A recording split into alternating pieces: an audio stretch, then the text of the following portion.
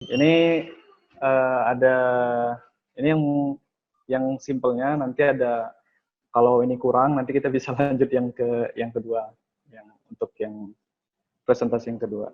Siap. Jadi judulnya ini menarik nih, nge-freelance yuk. Ya, nge-freelance yuk. Jadi ajakan buat kawan-kawan nyoba untuk jadi nge-freelance nanti. Nah, pertama mungkin kita nge-freelance itu gimana ya kan, supaya nanti perkenalan nanti gimana, supaya teman-teman bisa paham gimana sih kira-kira seperti apa sih itu gitu. Jadi ibaratnya mungkin kita seperti menjual skill, ya menjual passion kita kepada nanti brand atau perusahaan atau siapapun nanti yang membutuhkan skill kita, passion kita secara khusus, ya pengetahuan kita. Dan itu kebanyakan sih short term. Jadi artinya kita jangka pendek aja. Selesai project ya udah hubungan, tidak ada lagi hubungan gitu. Kita mencari klien yang baru atau mencari perusahaan yang baru gitu. Ya rata-rata kebanyakan sih seperti itu. Nah, untuk yang nggak enaknya, ya untuk yang nggak enaknya apa sih gitu? Sebenarnya ada enaknya dan ada enggaknya gitu. Jadi kita bahas dulu yang nggak enaknya, kawan-kawan, supaya yang enaknya itu nanti kita bisa nikmati di belakang. Jadi nggak enaknya itu yang pertama, itu penghasilannya nggak tetap, ya. Jadi eh, nggak kayak ditetapkan, nggak ada UMK-nya, nggak ada ketetapannya bulan ini berapa, bulan ke depan berapa gitu kan.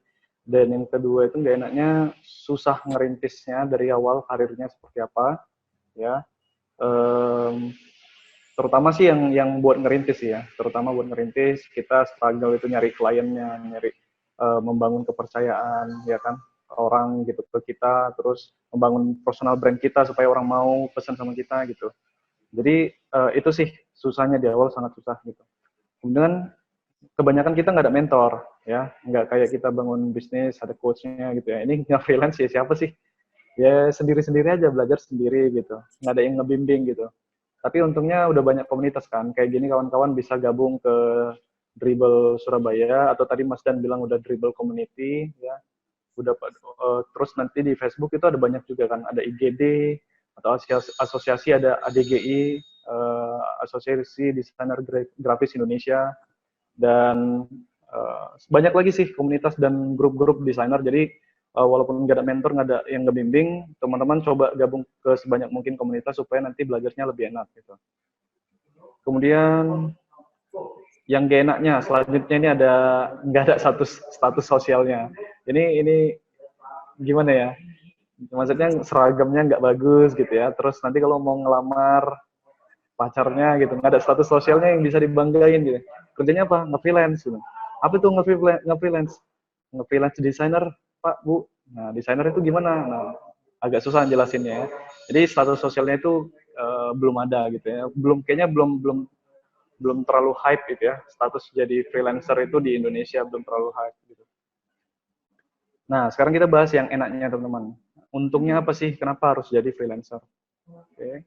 Yang pertama itu gajinya itu nggak terbatas penghasilan kita. Maksudnya ya tergantung usaha keras kita. Misalnya kalau kita misalnya kerja itu kan terbatas ya, terbatas dengan ketetapan gaji atau UMK, ya paling ditambahin dengan bonus-bonus. Nah, tapi kalau kita di freelance itu tidak terbatas, artinya tergantung sebesar apa audiens kita, sebesar apa klien kita, terus sebesar apa kerja keras kita, itu akan mengikuti gitu. Ya artinya bisa nol juga, apalagi di awal ya kan, bisa nol juga penghasilnya, ya bisa juga nggak terbatas lah gitu ya, nggak ada batasannya gitu. Kemudian kerja dari mana aja gitu, salah satunya ini, lagi di bengkel gitu kan, yang penting ada internet, yang penting ada laptop, udah bisa ngedesain gitu. Kalau aku kan ngedesain, nggak tahu teman-teman di sini apakah sebagian besar ngedesain juga, atau programmer, atau apapun itu, kalau bisa di freelance kan itu namanya udah freelancer gitu. Jadi kerjanya dari mana aja dan kapan saja. Kemudian eh, yang enaknya yang nomor 3 keuntungannya you control everything gitu. Jadi kita mau kita yang ngatur semua, kita bosnya, kita karyawannya, kita desainernya, kita sales marketingnya, kita banyak lah ya. Jadi kita berperan sebagai semuanya gitu. Nah mungkin ini kita bakal ngebahas sedikit tentang tahapan jadi nge-freelance ya. Sebenarnya kalau dijabarin rumit gitu kan, tapi kita entengin aja semua, kita santuikan aja, step by step kira-kira apa sih yang harus kita lakukan. Yang pertama itu ngerintis dari yang di sekitar kita. Maksudnya kalau kawan-kawan mau jadi desainer, ya kan, misalnya desainer logo atau desainer website, coba aja tawarin ke yang di sekitar kita gitu. Apakah bisnis keluarga kita atau teman-teman kita ternyata mungkin ada UMKM jualan gitu kan. Nah, kita mungkin bisa tawarin jasa desain logonya ke sama mereka gitu. Jadi gak usah muluk-muluk baru 1 bulan belajar udah bercita-cita punya klien luar negeri pada saat itu juga. Ya nggak masalah sih. Cuman kan itu kan bertahap gitu. Jadi mulainya dari awal itu mulainya ya dari sekitar kita aja dulu ya, sambil, nah ini poin yang kedua ya, tahapannya sambil kita ngumpulin portofolio dan testimoni. Jadi nggak apa-apa di awal itu dibayar murah, nggak apa-apa di awal itu, sorry ini masih kelihatan ya, ini apa yang muncul ya? Bangun personal Masih branding. masih kedengaran ya? Masih Sedang? aman. Oke. Aman ya. Terus, nah lanjut tadi, nggak apa-apa dibayar pertama itu, oh screen-nya belum ya? Sorry. Screen-nya masih? Screen-nya nggak ada. Nggak ada, oke. Sebentar.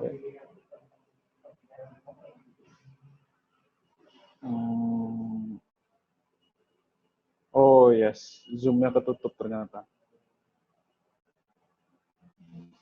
Bentar.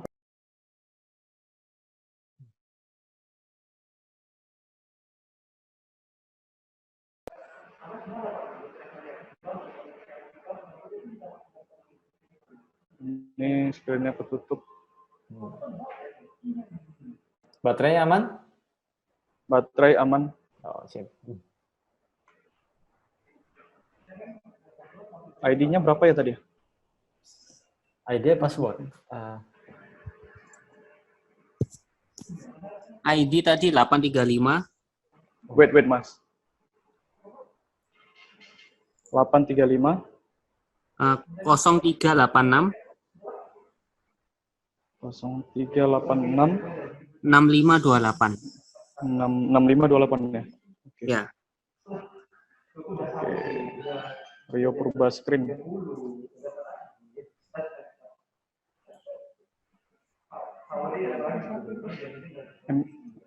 Semirin. Wait ya teman-teman. Oke, sambil menunggu aja. Di sini ini judulnya poin yang nomor 2, kumpulin portofolio dan testimoni teman. Jadi sambil kita, nggak apa-apa di awal itu dibayar murah, misalnya desain logo hanya 250.000, desain website hanya 500.000. Tapi teman-teman jadikan itu sebagai portofolio di awal, karena mencari portofolio di awal kan sangat susah. Kita belum punya klien, personal brand belum ada gitu. Jadi siapa sih klien yang besar yang mau datang ke kita? Nggak ada kan? Jadi di awal itu harus sangat penting kita ngumpulin portofolio, nggak apa-apa dibayar murah, tapi kita harus maksimalkan itu supaya portofolio kita bagus, dan jangan lupa minta testimoni ketika project itu selesai ya. Kemudian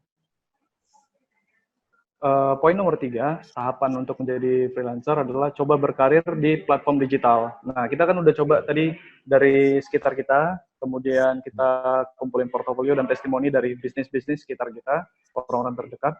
Kemudian coba berkarir di platform digital untuk menambah jam terbang. Nah, banyak tuh kan, ada Fiverr sekarang, ada 99 Designs, ada Topcoder juga, ada banyak ya, Crosssprings. Di dalam negeri ada namanya 1000.com atau 1000 Lancer. Nah, itu bisa juga ya.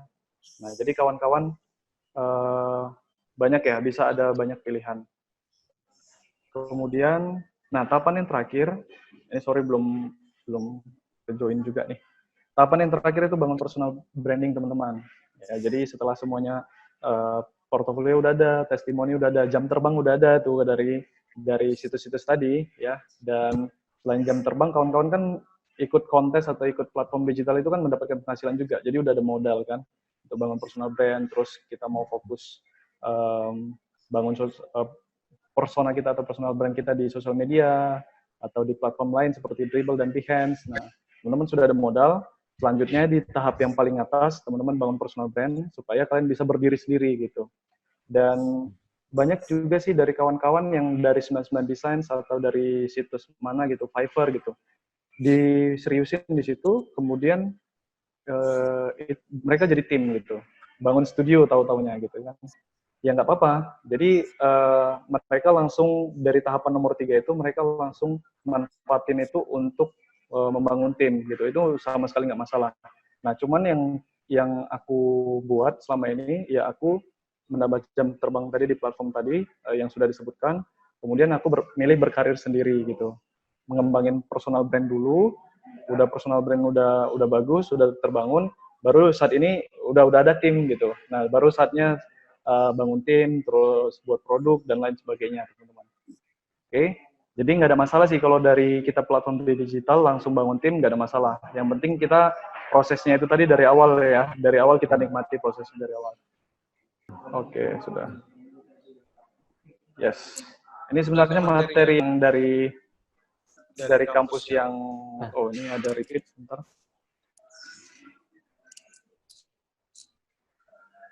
Yang di laptop tolong Rio, di silent ya? Iya, di mute dulu aja. Oke, sudah ya. Nah, teman-teman, ini sebenarnya materi dari kampus mana ya kemarin? STIS Jakarta. Cuman agak relevan dengan kita nih saat ini. Jadi aku coba bahas lagi ya. Perkenalannya kita lewatin aja. Nah, saat ini memang freelance tadi yang seperti aku bilang, freelance itu kan banyak ya. Pada saat ini, karena aku freelance-nya di bidang desainer, kita bakal fokus membahas tentang freelance di desain. Nah, jadi kenapa freelance desainer itu penting pada saat ini? Nah, coba kita dari bangun tidur, itu lihat ada jam, ya. Itu produk desainer kan, produknya didesain, dirancang oleh seorang desainer. Olahraga juga itu band ya, band yang di tangan atau jam ya, itu didesain dari produk desainer juga. Terus kalau kita mandi atau ngapain itu package ya, untuk kemasannya didesain. Terus berangkat kerja dengan Gojek atau Grab itu UI designer yang ngedesain.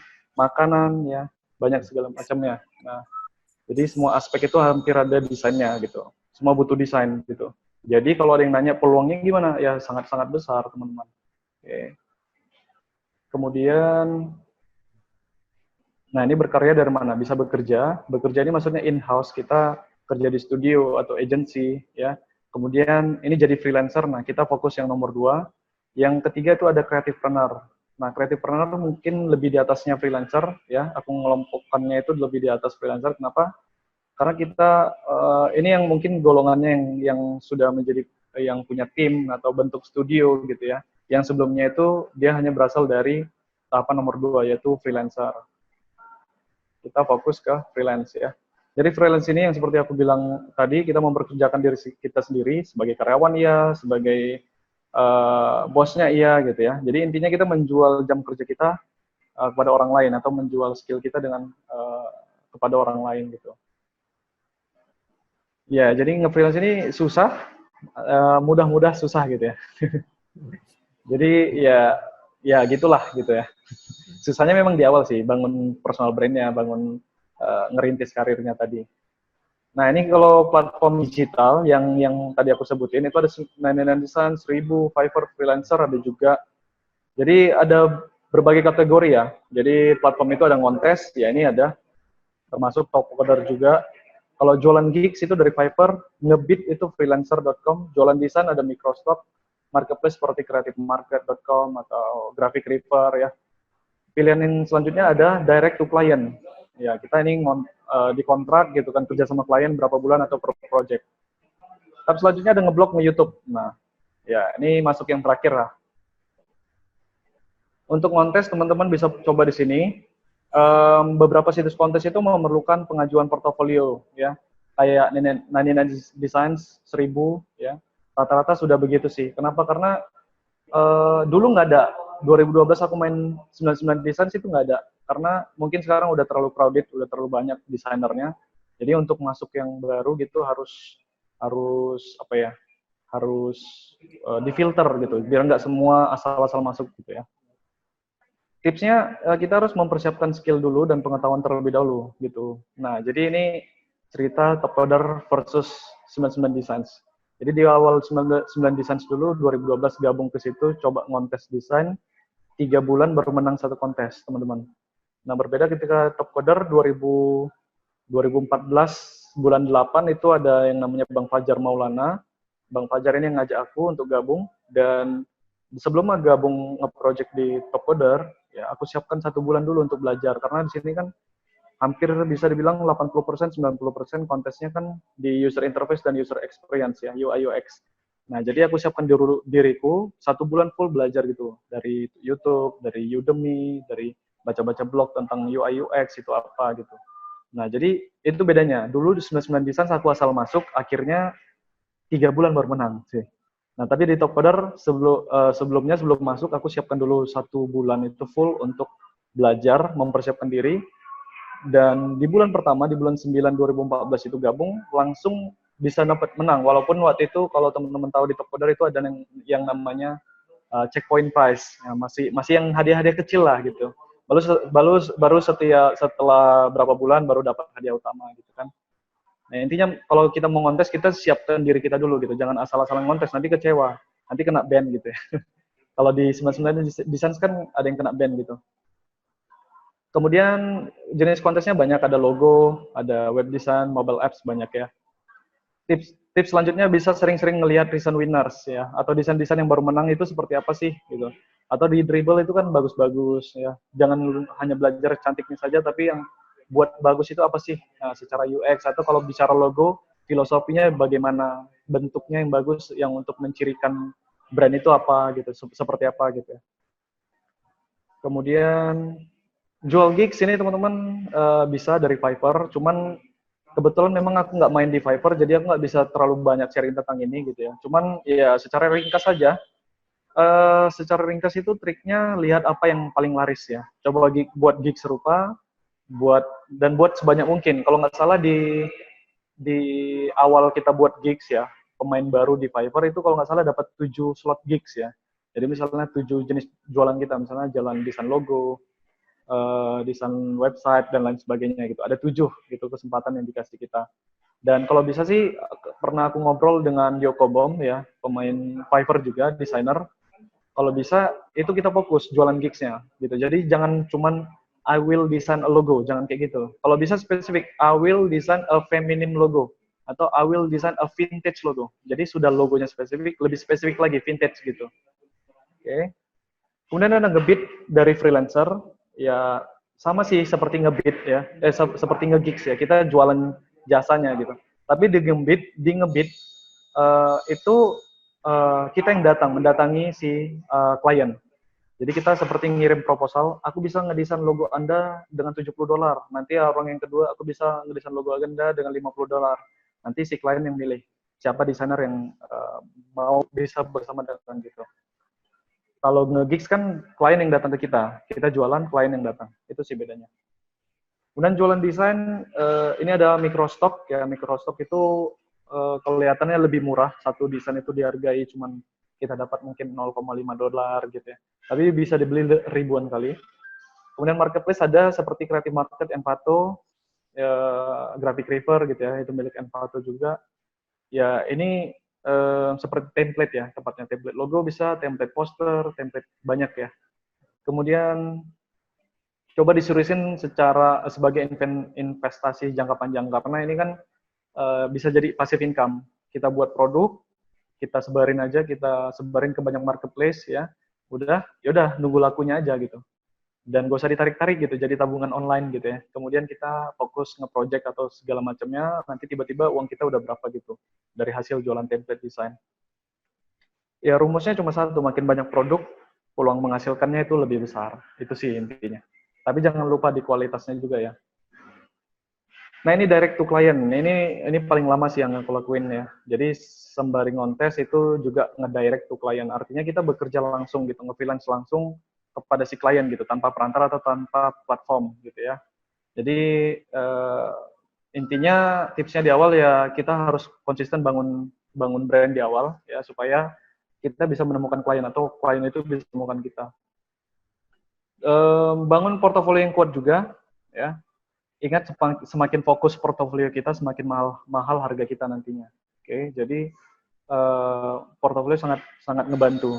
Nah, di YouTube aku juga walaupun banyak vlog, aku juga membangun portofolio. Ya, jadi di situ ada playlist di channel YouTube ada playlist yang namanya Redesign Logo Subscribers, di mana aku ngedesain logo-logo subscribersku secara langsung dan aku rekam dan aku share di YouTube dan itu juga jadi portofolio. Dan banyak faktanya nih, banyak sekali aku dapat klien yang pesan desain dari Instagram dan channel YouTube dan ketika kita tanya di brief, di wawancara gitu kan, uh, sekitar 80-90% klien itu datang dari YouTube ternyata. Jadi di tengah banyaknya desainer bermain itu di mana Dribble dan Behance itu aja, dan ketika aku masuk di YouTube itu belum banyak pemainnya ternyata. Dan aku manfaatkan itu untuk bangun personal brand dan bangun portofolio dan ya hasilnya cukup bagus. Kemudian tips berikutnya kontrak ya, kesepakatan kerja sebelum memulai project. Nah ini banyak yang kita sepele gitu kan. Aduh ribet ya pakai kontrak, tapi itu sangat berpengaruh teman-teman. Ya supaya nanti saling menjaga aja supaya sama-sama enak nantinya kita dengan si klien gitu. Manfaatkan YouTube, Instagram, Dribble, Behance, Facebook sebanyak mungkin platform yang bisa kalian pakai. Kalau kalian mau pakai LinkedIn juga bisa, boleh sangat.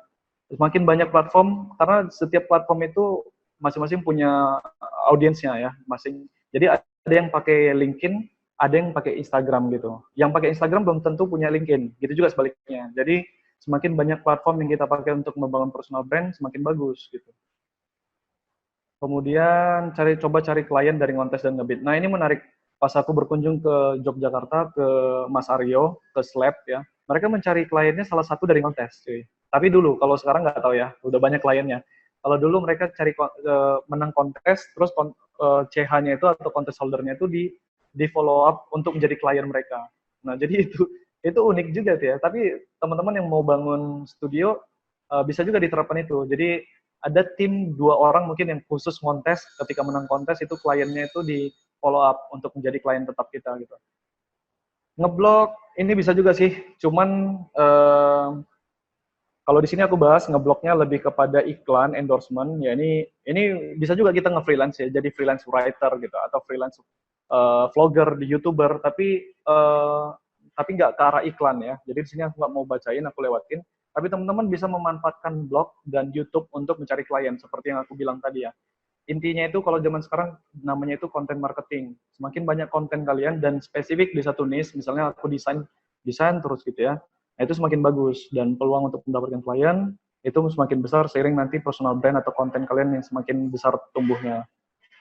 Jadi buat kawan-kawan banyak ya caranya untuk bangun brandnya.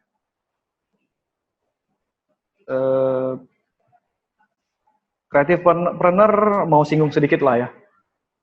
Ini mungkin beda ya, hampir sama, beda dengan freelancer, tapi sedikit-sedikit lah ya. Tapi lebih mirip pengusaha gitu.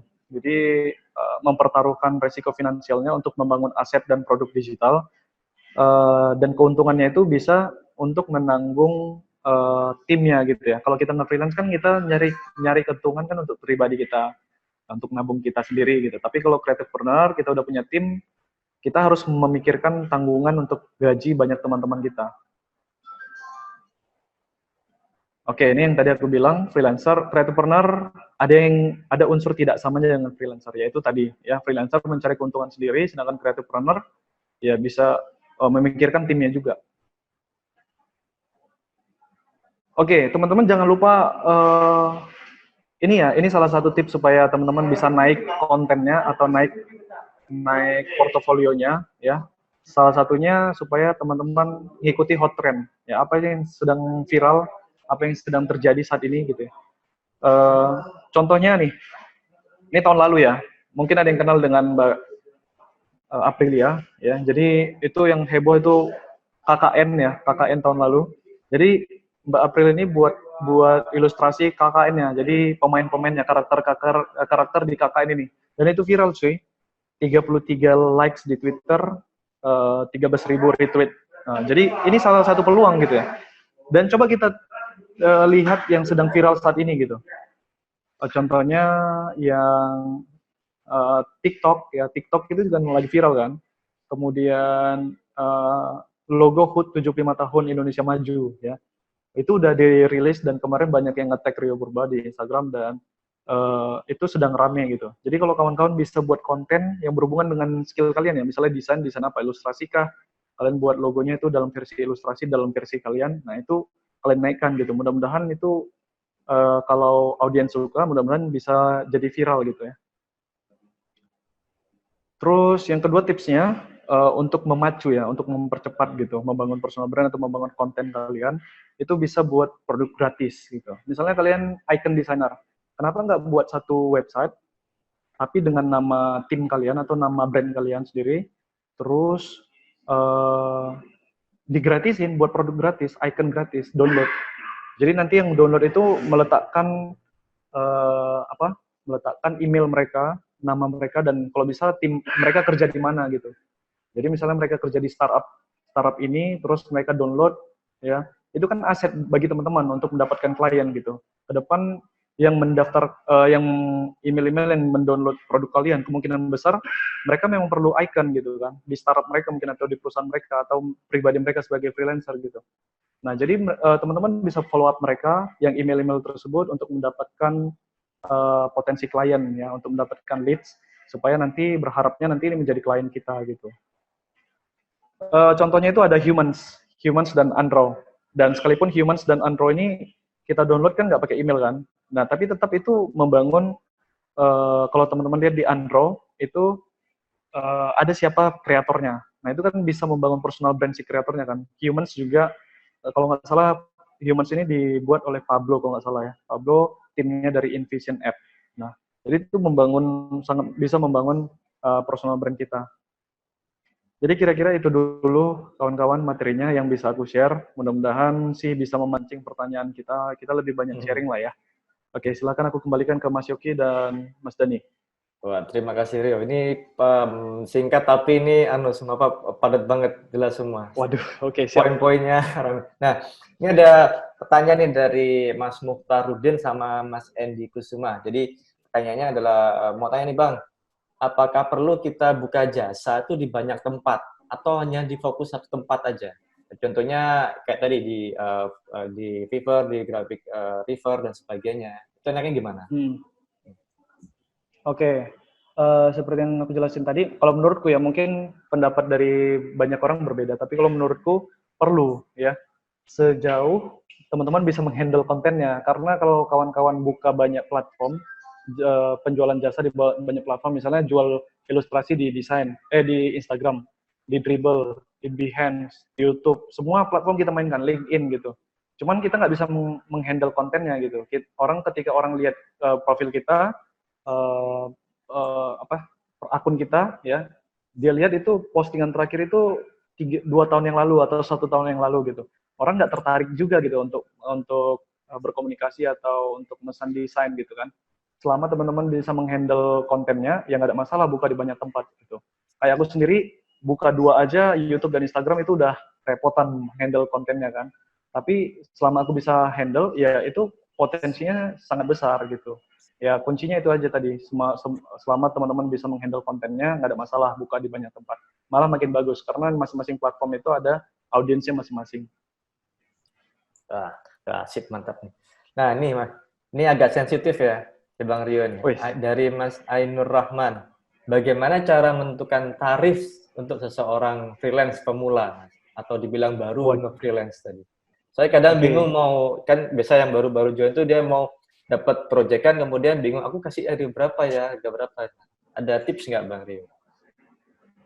Oke, tipsnya cara paling mudah sebenarnya, Mas, kita lihat kompetitor. Itu cara paling mudah. Ini misalnya kemarin kan aku sempat jual template untuk social media management kan. Jadi dari situ banyak yang nanya, kalau kita mau jual jasa social media management, gak usah manajemen lah, desain Instagram feed gitu ya, berapa sih gitu. Nah aku juga bingung kan, sebenarnya kalau di desain itu nggak ada patokan harganya gitu. Jadi nggak ada ketentuan logo itu sekian, nggak ada, itu nggak ada. Karena kalau kita tanya setiap desainer itu pasti beda-beda harganya. Jadi cara paling simple sebenarnya kita googling, cari usaha yang jual jasa sejenis gitu. Misalnya social media management Indonesia gitu. cari aja tuh, nanti ada website-website yang jual harga sejenis kan, dan teman-teman rata-rata kan berapa sih dari mereka yang ngejual gitu. Nah, kalau dari kemarin yang aku praktekin, aku dapat tuh, bisa dapat harganya, ternyata service social media management itu main bulanan, dan per bulannya itu dibayar servisnya itu sebesar 3 sampai 5 juta. Nah, jadi ini teman-teman bisa praktekin gitu kan. Bisa praktekin, cari coba di Google usaha-usaha sejenis yang pengen kalian perintis juga, nanti dirata-ratain. Itu tips yang pertama. Tips yang kedua, ya kalian bisa pakai yang hourly rate gitu. Rate per jam ya kan. Jadi itu kan ada rumusnya tuh. Kalau orang Asia Tenggara itu ketetapannya itu 16 sampai 20 berapa ya? $25 gitu kalau nggak salah. Itu per jam. Ya tinggal kalikan aja, misalnya untuk buat satu poster, kalian dapat poster nih. Ya, tapi misalnya nih kalau dapat project luar negeri ya. Misalnya satu poster, kira-kira poster ini bisa dibuat nanti dalam waktu 4 jam gitu. 4 jam, kemudian bilanglah nanti kalau ada revisi itu kira-kira nanti kita tambahin 3 jam, total 7 jam gitu kan. Ya udah 7 jam kali $15 gitu. Nah, kalian kalau misalnya mau project dalam negeri ya tetapkan aja berapa tarif per jam kalian gitu. Misalnya 100.000 kah, 50.000 kah, nanti tinggal dihitung aja kira-kira untuk buat satu logo itu berapa jam. Misalnya 3 hari itu kalian satu hari bekerja berapa jam, misalnya 5, ya udah kali 3 hari gitu, ada 15 jam. Revisinya berapa hari kira-kira, berapa jam gitu. Tambahkan lagi, nanti tinggal dikalikan dengan harga per jam kalian. Itu sih yang paling simpel, itu ada dua itu yang paling banyak dipakai oleh orang gitu. Seiring nanti teman-teman ini di awalnya aja kalian agak gagu ya gitu ya. Apa sih bahasanya, agak bingung menetapkan harga. Kalau kalian udah sering, udah sekian lama nanti merintis karir kalian, itu kalian nggak bingung lagi karena kalian udah tahu kan selama ini kalian udah berjalan berkarir kayak gitu. Mantap, mantap. Nah ini baru mungkin ini request ya, jadi mungkin bisa jadi jadi konten youtubernya Bang Rio. Jadi ini pertanyaan gini, kalau Maya gimana sih menyiapkan proposal untuk proposal desain kalau untuk ke klien gitu? Kan biasanya kan ada yang tadi yang ada levelnya tadi yang dijelaskan Bang Rio tadi adalah direct client. Nah, itu bagaimana kita mengajukan proposal desain? Mungkin bisa kayak contoh portfolio, harga, dan sebagainya. Silakan, Bang. Sebenarnya proposal itu sama aja sih, kawan-kawan cari di Google. Yang penting itu sebenarnya adalah agreement yang teman-teman sepakati dengan klien. Itu dituangkan dalam proposal, ini proposal ya, bukan kontrak, sorry. Proposal itu ya nanti biasa aja sih, kalau awalnya itu biasa surat, seperti kita ngirim lamaran kerja, di awalnya itu kan surat lamaran itu kan kepada yang terhormat, itu biasa. Nah, teman-teman bisa contek itu dari Google, kemudian nanti yang dituangkan di halaman selanjutnya adalah paketan-paketan teman-teman. Oke. Jadi jangan, kalau di proposal itu jangan cuma satu paketan gitu ya. Jangan cuma satu paketan yang dipropose ke klien kita. Karena tidak ada perbandingan dan tidak ada yang greget nanti gitu. Coba buat 3 paketan. Ya rata-rata 3 sih. Jadi yang pertama itu paket yang paling murah, misalnya logo aja yang paling standar lah, logo aja. Kemudian nanti paket yang kedua itu paket yang sebenarnya kalian idam-idamkan untuk goal ke klien gitu.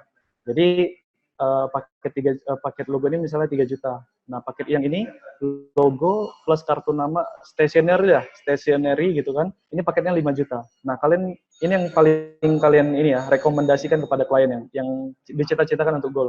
Nah, paket yang ketiga itu jauh di atas yang paket yang kedua.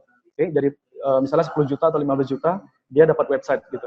Nah, jadi klien mau ngambil yang paling murah, tapi tanggung kan? Tanggung untuk 5 juta udah dapat banyak. Nah, klien mau ngambil yang ini, yang lengkap, tapi harganya jauh gitu. Jadi, dari psikologinya itu, klien akan mengambil paket yang nomor 2, yang paling real menurut dia gitu. Itu sih. Selebihnya nggak ada, selebihnya tinggal penutup aja. Demikian proposal ini kami sampaikan untuk dipertimbangkan pada Bapak atau Ibu, kayak gitu aja. Wah, ini semua jurusnya ini keluar semua nih di. Nah, ini Mario, untuk dari Mas Ahmad tadi sebenarnya tadi ya sudah sempat dijelaskan oleh Bang Rio tadi tentang style. Jadi untuk desainer nih Bang, kita lebih baik generalis. kita lebih baik stylenya itu generalis, yaitu berbagai macam-macam style dicobain semua, atau memang fokus saja ke satu style gitu? Idealis ya, idealis atau generalis gitu. Iya. Ya bisa. Bentar. Gimana? Oh, ya udah. Oke, untuk idealis, nah ini tergantung teman-teman sih ya. Kita kan lagi-lagi kita mau bangun nge-brand seperti apa. Kalau aku ya memang sempat pindah-pindah. Jadi 2012 sampai 2014 logo, main business main design. 2014 karena di situ memang lagi susah-susahnya. Kan kalau teman-teman ngikuti ceritaku dari awal, aku kan sempat kerja. Selesai berhenti kerja, aku ngerintis karir lagi dari awal, itu susah sekali nggak dapat klien. Makanya tiba-tiba di situ ada peluang, ada Bang Fajar datang, nah peluang itu aku ambil gitu. Aku belajar UI UX design dan itu ternyata menghasilkan sampai 2018. Nah 2018 aku udah sama Mas Yoki kemarin udah pernah ngerasain jadi finalis ke Amerika gitu kan. Ya udahlah gitu, udah cukup lah gitu. Jadi aku coba ngerintis lagi karirku untuk fokus lagi balik ke awal yaitu di bidang logo dan branding gitu. Nah jadi kawan-kawan mau bangun brandingnya itu sebagai apa? Ya kalau memang mau bangun fokus di ilustrasi misalnya, ya udah gitu, nggak apa-apa di situ gitu misalnya. Dan sebenarnya behind the scenes-nya itu nggak seperti itu juga gitu. Jadi behind the scene-nya itu misalnya teman-teman fokus sebagai ilustrator ya, dan di situ teman-teman mendapatkan project misalnya untuk bangun website. Selama kalian bisa ya udah nggak apa-apa, ambil aja kalau kalian mampu sebenarnya ya. Dan nggak perlu dimunculin di portofolio kalian gitu. Nggak, jadi orang lihatnya itu, oh anak ini idealis sekali gitu. Semuanya ilustrasinya bagus, oh ilustrator idaman. Padahal di balik itu kan mungkin kita dapat juga orderan ini, dapat juga orderan itu gitu. Tapi kita nggak nampilin, nggak munculin di portofolio itu gitu. Mungkin kalau kita mau munculin di portofolio kita, ya kita buat profil yang baru, namanya berbeda. Atau misalnya Rio, kalau yang ini Rio ilustrasi, yang satu lagi Rio design untuk yang umum, yang general gitu kan. Nah itu bisa juga, itu diperbolehkan gitu kira-kira kawan-kawan. Mantap, ini kita terus belajar terus nih. Nah nih, Bang Rio nih, ini gimana sih kalau dari Mas Andri Rahmat ini tanya untuk repeat klien ya, jadi misal punya klien yang sudah lama kerja bareng, kemudian ada nggak trik untuk naikin harganya, harga desain tuh nggak? Nah itu, gimana itu? Oke. Jadi kita mau naikin harga klien kita yang selama ini gitu ya? Iya, benar. Karena mungkin yang repeat klien mungkin dia tambah semakin hari semakin permintaannya yang macam-macam, nambah minta gimmick-gimmick yang free stuff lah gitu lah, free design lah. Oke. Sebenarnya desainer ini bukan hanya tukang desain gitu ya. Teman-teman harus belajar soft skill yang lain gitu. Cara bernegosiasi, berkomunikasi itu sangat penting kalau kita mau jadi freelancer. Karena freelancer itu sebenarnya pengusaha juga, nggak beda gitu kan. Jadi teman-teman harus belajar itu juga. Jadi tergantung keberanian teman-teman sebenarnya untuk berapa ya dibilangnya, berkomunikasi, bernegosiasi dengan si klien kita gitu. Jadi contohnya kita kemarin lagi handle itu, kita dapat kliennya ini awal kita berdiri Yellow, studioku, timku, bulan 12 atau bulan 1 itu kita dapat klien ini. Dan dia datang langsung pesan 3 karena dia pemilik perusahaan, 3 logo dia pesannya, pemilik perusahaan dan mau launching banyak brand di 2020 ini gitu. Nah, setelah 3 project ini selesai, dia mau pesan kemasan karena udah jadi logonya kan, dia mau pesan kemasan dan waktu itu kita bilang kemasannya berapa ya, 2 juta kalau nggak salah satu kemasan gitu untuk kemasan produknya gitu. Dan aduh malah sekali mas gitu kan. Enggak Bu, ini kan kita kasih servisnya yang memuaskan. Ibu sudah tahu kan kinerja kita dari yang project-project yang lalu. Ya sih katanya gitu. Ya udah. Akhirnya kita buatkan 2 juta dan ternyata di situ revisinya terlalu banyak sekali gitu kan. Ya tahulah kemasan ini ternyata banyak gitu. Jadi bukan hanya dari sisi si klien atau pabriknya, kemasan ini nanti dilempar lagi disetujui nanti di-approve oleh Kemenkes gitu. Karena ini di bidang kesehatan ya. Kemenkes, apakah nanti dikeluarkan nanti izin Kemenkesnya Terus nanti dari desainnya itu Kemenkes juga harus punya andil di situ. Kira-kira apa yang harus diubah gitu. Jadi banyak lah gitu, harus yang banyak direvisi gitu. Jadi dari situ kita follow up, Ibu supaya sama-sama nyaman. Bagaimana kalau misalnya kita buat ini sebagai bulanan, Bu, gitu. Jadi istilahnya kami satu tim itu bekerja sama Ibu gitu. Untungnya kalau Ibu meng-hire, ini kan lokasi Jakarta. Kalau Ibu meng-hire desainer di Jakarta itu sudah besar kan, gajinya sudah besar di atas 5 juta dan itu juga hanya satu orang desainer. Nah, kalau kini memang berjauh dari Medan yang kerja sama Ibu desainernya, tapi kita banyak tim yang membantu Ibu dan Ibu cuma sekali bayar 1 bulan sekali gaji gitu. Dan itu bebas nanti Ibu mau berapa kali pesan desain gitu kan, berapa kali revisi gitu. Akhirnya dengan segala pertimbangan sambil teleponan ini ya gitu. Aduh, waktu itu aku minta harganya 5 juta sih teman-teman, sesuai apa sih UMK atau UMR gitu kan di Jakarta gitu. Aduh, Pak Rio ini kan ya tau lah klien kan pasti menawar dan akhirnya jebol 4 juta. Jadi tidak ada kerjaan, pokoknya ibu ini membayar 4 juta ke tim studio dan ini menjadi modal yang bagus kan. Apalagi kita studionya masih pemula, kita bisa dapatkan 3 klien atau 4 klien seperti ini yang bayar kita per bulan. Tidak ada kerjaan, gajian gitu kan. Nah ini kita udah lepas operasional studio sebenarnya gitu. Nah jadi itu sih buat teman-teman tergantung komunikasi, kemauan kalian untuk berkomunikasi dengan klien gitu. Bang Rio ini selalu punya trik baru aja, punya apa? Trik jitu baru yang nggak apa ya? Yang bukan konvensional, yang baru yang memang fleksibel. Jadi istilahnya win-win solution buat klien dan juga buat desain. Ya, win-win solution. Ya, kalau bagi teman-teman yang saat ini taunya Bang Rio ini dan logo designer, itu yang ditampilkan saat ini. Itu expertnya. Tapi sebenarnya Bang Rio juga jago desain UI UX. Jadi silakan dikepoin di YouTube-nya, itu emang ada perjalanannya, dia itu di Amerika. Itu salah satu finalis dari 14 desainer yang dipilih dari seluruh dunia. Itu berkompetisi untuk UI UX designer. Kliennya klien US juga langsung onsite di situ dan Bang Rio ini salah satu finalisnya. Ini memang tapi Mas Yogi yang udah langganan jadi finalis. Tuh, walaupun baru tapi kelihatan itu desainnya memang benar berpotensi dan teman-teman yang sudah lama tuh sempat ketir-ketir juga. Oh ini baru tapi ngeri juga desainnya ini gitu. Siap. Ini Bang, tanya nih dari Mas Kuruda, tips dapat brief detail klien itu gimana? Kan beberapa klien kan memang ada yang kurang paham desainnya, kurang paham produknya, atau bahkan kurang paham dia maunya apa. Jadi kita gimana cara menggali brief yang lebih detail untuk ke klien? Oke, baik. Oke, sebenarnya teman-teman lagi-lagi tinggal tiru aja dari platform yang udah ada. Jadi dulu di awal, nanti sering berkembang komunikasi dengan klien itu ada perkembangan sendiri ya. Teman-teman bisa ambil buat progres sendiri. Nah dulu di awal kita nyusun brief kita, itu nyontek full dari 99 Designs.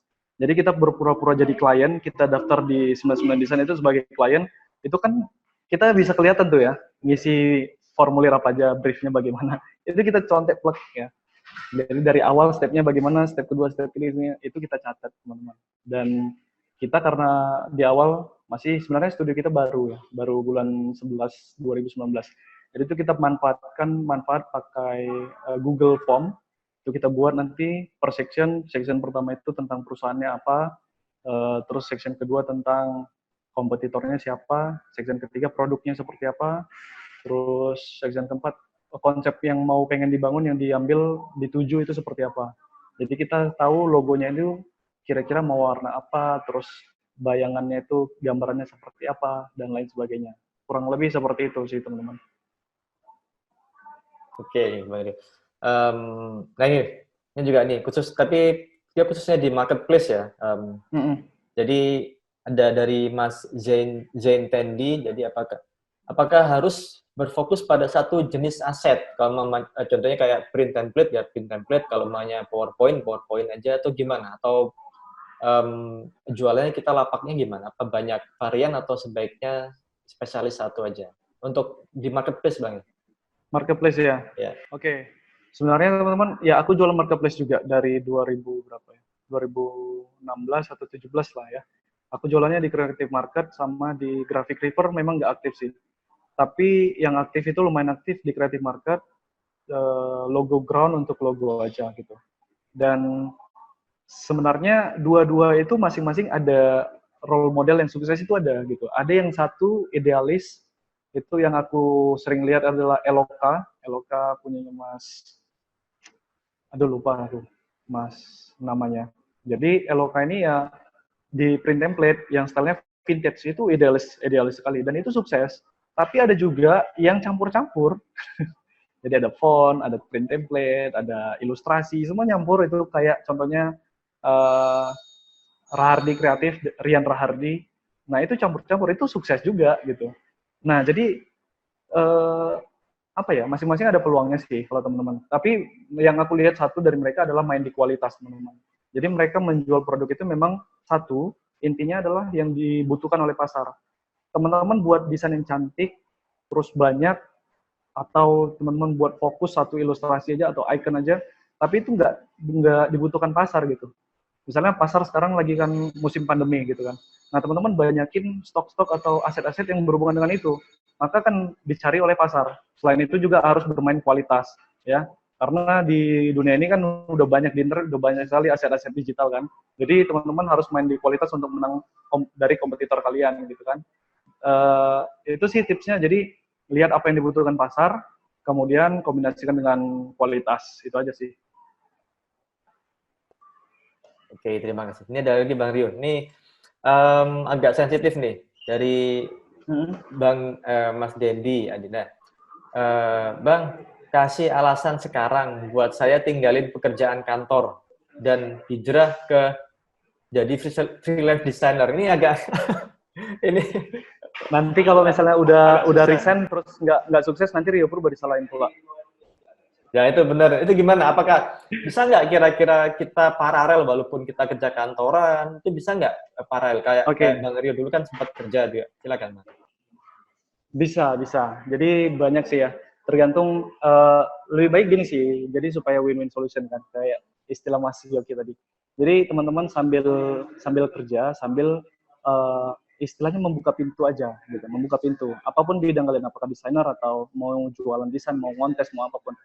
Jadi pakai aja waktu yang kalian misalnya pulang kerja jam 4 atau jam 5, selebihnya coba walaupun belum maksimal, cuman pakai itu membuka pintunya gitu. Jadi kalau misalnya teman-teman setelah 3 bulan fokus untuk membuka pintu, misalnya apakah ngontes atau ngebid atau nge-gigs ya, terserah lah ya. Setelah 3 bulan kalian fokus, konsisten, di situ teman-teman lihat tuh, kayaknya nih peluangnya nih gede nih gitu. Ini aku udah dapat klien, kalau misalnya aku follow up, ini kliennya bisa menyelamatkan aku paling tidak itu 2 bulan 3 bulan ke depan gitu. Nah di situ udah teman-teman udah punya satu petunjuk sebenarnya, tinggal keberanian aja, berani nggak gitu untuk ngambil peluang itu gitu.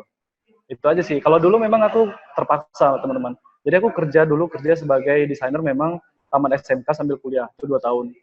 Karena waktu itu harus fokus di skripsi, tugas akhir, aku harus resign. Nah, ternyata setelah tamat kuliah, itu aku ditarik kerja sebagai programmer, karena jurusanku adalah programming kan. Jadi hampir 2 tahun kerja sebagai programmer di kampus itu juga, ya, dan digaji. Dan resignnya itu bukan karena aku dapat peluang karir, bukan, atau freelancer gitu, bukan. Karena memang aku udah agak stres gitu kan, karena sebenarnya programming itu berbeda dengan desain gitu. Jadi berbeda jauh gitu. Jadi hobiku, passionku di desain, tapi kerjaanku di bidang lain gitu. Jadi akhirnya dengan berat hati memang harus resign, dan waktu itu merintis karirnya susah sekali. Nggak dapat klien yang seperti yang aku bilang tadi, berapa bulan, aku pikir 5 bulan kalau nggak salah. Jadi harus pulang kampung ke rumah orang tua karena nggak ada duit lagi untuk selama ini ngekos kan, biaya sendiri kan. Ini nggak ada duit lagi, harus pulang ke kampung. Dan dari situlah setelah di kampung, berapa bulan, 2 bulan kalau nggak salah, datang Bang Fajar dari Facebook. Kita kenalan, terus abang itu ngajak, udah ketok koder, coba ini segala macam, akhirnya di situ muncul peluang yang baru. Jadi kalau teman-teman yang sedang bekerja, nikmatin aja dulu untuk yang dua-dua, jangan langsung resign karena resikonya kan besar. Jadi kalau udah dapat peluangnya, kira-kira ada, baru nanti memberanikan diri. Nah, ini loh.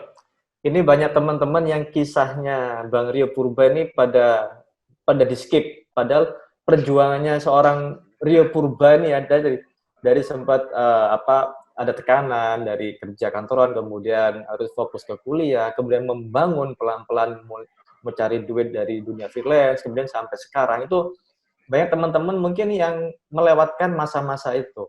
Jadi kan istilahnya Bang Rio ini dengan berbagai tekanan dan cobaan itu sudah dilalui dengan sabar dan akhirnya menjadi seorang Rio Purba yang kita kenal sekarang. Jadi Bang bukan Amin. sesuatu yang instan Bang ya. Nah, ini Bang, ini ada pertanyaan juga dari Mas Muhammad Satya, ini boleh dijawab boleh enggak karena memang halo? Iya. Loh, iya sebentar ada yang nelpon tadi Mas. Sorry. Oke, silakan. Oke, sudah Mas. Udah. Oke. Ini Mas, ada pertanyaan. Tadi aku mau bilang, wait Mas. Mas Yoki bahasanya enak sekali kayak bapak-bapak gitu kan. Bapak menasihati anaknya gitu. Memang sudah berumur. Oke, lanjut Mas. Iya. Ini ada Mas Muhammad Satya ini tanya, tapi memang lagi-lagi ini topik sensitif dan boleh dijawab boleh enggak karena ini terlalu ini ya apa istilahnya kalau bagi saya memang belum sampai tahapan ke situ ini pertanyaannya. Jadi gini, kalau boleh kepo nih katanya, boleh tahu nggak penghasilan freelance sekarang untuk selevel Mas Bang Rio Purba ini berapa sih gitu loh? Income dan revenue-nya itu sampai berapa sehingga biar jadi motivasi. Nah ini kan mudah-mudahan nggak salah ya, bukan karena dilihat dari angkanya aja, tapi silakan Bang Rio kalau mau sharing silakan, kalau mau enggak atau diarahkan dengan saran yang lain silakan, bebas saja. Apalah gitu ya. Tapi itu benar yang dibilang Mas Yoki tadi. Jadi nanti takutnya kalau kita sebutin itu nanti patokannya kita jadi ke situ. Sebenarnya ada tahapan yang gak enak sekali di awal itu. Jadi nanti teman-teman malah lupa tentang tahapan prosesnya itu. Jadi langsung mau ke sana gitu kan. Tapi intinya enak banget Mas kalau jadi freelance. Kayak Mas Yoki nih kan. Ya enak lah kita yang kalau kita sudah tahu alurnya mau kemana, terus kita sudah dapat udah ngebangun personal brand atau kita merintis dari beberapa platform digital yang sudah aku sebutin tadi, itu enak sekali kalau kita sudah lewatin proses-proses yang susah tadi di awal Mas. Dan aku selama ini bisa sampai sekarang nggak kerja sama sekali, full di rumah, atau dulu sebelum nikah juga aku kerjanya suka hati kemana aja gitu kan, ngafe atau kerja di mana gitu kan, liburan kemana terserah. Terus aku bisa menikah, itu semua bisa dari biaya, ya semuanya dari Tuhan, tapi biayanya semua aku kumpulin dari freelance. Terus kemarin setelah nikah beli rumah dan beli kendaraan yang itu gitulah. Pokoknya harus ada tahapan itu, teman-teman jangan lupa harus ada tahapan yang gak enak sekali di awal yang teman-teman harus lalui sebelum teman-teman sampai ke posisi yang seperti sekarang gitu. Sebenarnya pun sekarang nggak ada yang nggak enaknya gitu. Karena freelance itu lagi-lagi kan seperti pengusaha ya selalu ada resikonya gitu. Ya kayak gini lah, banyak teman-teman sebenarnya yang dagang di marketplace itu banyak yang terpengaruh loh. Sedangkan mereka, maksudnya salesnya yang terpengaruh. Karena sekarang daya beli di dunia itu menurun kan, dan produk-produk digital mereka itu nggak berapa laku, tapi mereka harus tetap menggaji tim gitu kan. Nah kalau kita yang di service memang sampai sekarang sih memang banyak pesanan sih, karena semua bisnis serba mau pada online gitu kan. Jadi ya naik turun lah gitu, nggak bisa disebutin angkanya, nanti seakan-akan teman-teman bilang, oh ini tiap bulan pasti segini, enggak gitu. Karena ada ininya, nggak tetap gitu. Wah, benar-benar ini. Nah, ini Bang, ada lagi nih, ini penting, tadi kita sempat terlewatkan juga ini. Bang Rio, ada nggak, ini dari Ricky, Ya. Bang Rio, ada nggak tip khusus untuk ngetes karya kita itu plagiat atau enggak? Oke, sebenarnya kalau yang kita lakukan itu dari keyword Mas. Jadi Mas masukin, misalnya Mas desain logonya warna biru, terus dengan golden ratio, dan logonya itu berbentuk huruf A. Coba cari di Google, di Pinterest, di Dribbble, di Behance, keyword-keyword yang terkandung dalam logo Mas. Misalnya A, ya huruf A, ya A logo design atau golden ratio design atau blue design gitu. Pokoknya masukkan semua keyword yang berhubungan dengan logo Mas. Nanti di situ akan muncul kan banyak hasil pencarian. Mas scroll satu-satu, harus jeli ya, karena ini kan termasuk satu tahapan yang penting. Kita nggak boleh sembarangan kan ngasih desain kita ke klien sebelum ini di riset betul-betul aman gitu. Jadi ya selama ini proses yang kita lakukan seperti itu Mas, karena kita nggak tahu sih ada platform tinggal ngupload gambar tiba-tiba langsung keluar yang mirip dari situs mana gitu, kita belum nemu. Jadi masih manual sih. Nah ini benar-benar Bang Rio ini benar-benar sampai sebegitunya yang jaga originalitasnya karya itu benar-benar sampai sebegitunya. Teman-teman juga harus perlu ditiru caranya nih. Dan ini banyak teman-teman juga sudah bilang terima kasih ke Bang Rio, sudah tadi jawabannya sudah kena banget nih. Nah, ini ada lagi Bang, dari Kak Stephanie Angel. Halo. Ya. Bang, aku udah resign ya. Ya. Aku udah resign dan mutusin untuk jadi freelance dari tahun lalu. Nah, tapi saat ini aku cuma dapat satu project UI dan sampai sekarang tuh belum ada lagi. Aku udah coba personal kontak ya satu persatu klien, tapi juga belum dapat. Nah, gimana caranya menarik klien tadi? Apakah langsung kita ke direct klien, kontak tadi atau direct message, atau mungkin melalui platform sehingga kita juga dikenal servisnya kita? Oke, sebenarnya banyak sih ya yang sudah aku jabarin. Cuman memang itu sih, kalau teman-teman pengen maunya itu instan atau mau langsung dapat hasilnya, nggak bisa gitu. Aku aja dulu di awal 2016 buka channel YouTube kan, di Solution itu baru 2018, tiap minggu tiap minggu harus upload video tentang desain. Terus mulai 2019 atau akhir 2018 mulai bangun konten di Instagram ya. Jadi sebenarnya ini yang aku persiapkan, kenapa sekarang kayaknya Rio Purba enjoy aja gitu. Sebenarnya udah dipersiapkan dari 2016 tuh. Nah, bayangin tuh ya, aku pupuk sekarang baru panen gitu kan. Nah, jadi kawan-kawan nanti kalau aku jawab kayak gini, gimana ya belum dapat kerjaan, belum dapat apa gitu kan. Agak susah nanti kalau kawan-kawan mau dapat kerjanya itu langsung instan, bulan depan langsung dapat kerjaan, nggak bisa. Ya, teman-teman harus bangun itu kontennya, brandingnya yang seperti yang aku bilang tadi di presentasi. Dan paling kalau mau kalian cepat gitu hasilnya, kalian ikut platform yang tadi. Apakah ngontes, apakah nge-gigs atau apa gitu. Paling mudah kayaknya ngontes ya. Jadi ngontes, menang, dapat duit. Oke, udah. Jadi yang seperti yang pengalamanku bilang tadi, aku sempat ngontes untuk ngumpulin modal, untuk nambah jam terbang dan untuk ngumpulin modal bernapas berapa bulan ke depan gitu. Dan itu aku lakukan itu di 99 Designs dan di Top Coder, aku udah dapatkan jam terbang tinggi, aku udah dapatkan modal. Ya udah, kalau aku udah ngerasa yakin aku bisa jalan sendiri, akhirnya aku jalan sendiri sampai sekarang gitu. Jadi gitu sih, Mas. Iya, mantap. Ini Bang Rio, kalau boleh nambahin ini maksudnya gitu loh. Teman-teman kalau bagi maksudnya Bang Rio tadi kan bilang modal. Modal tuh bisa berarti juga duit kemenangan, duit hadiah, dan juga bisa, ya. Modal desain tadi juga. Desain yang kita buat kalau nggak menang pun bisa kita rubah lagi, kita jadikan portfolio. Jadi modal aja. Benar. Karena kontes itu pasti di awal pasti banyak yang kalah kan. Itu kayak tips Mas Yoki itu betul sekali. Jadi kawan ubah sedikit.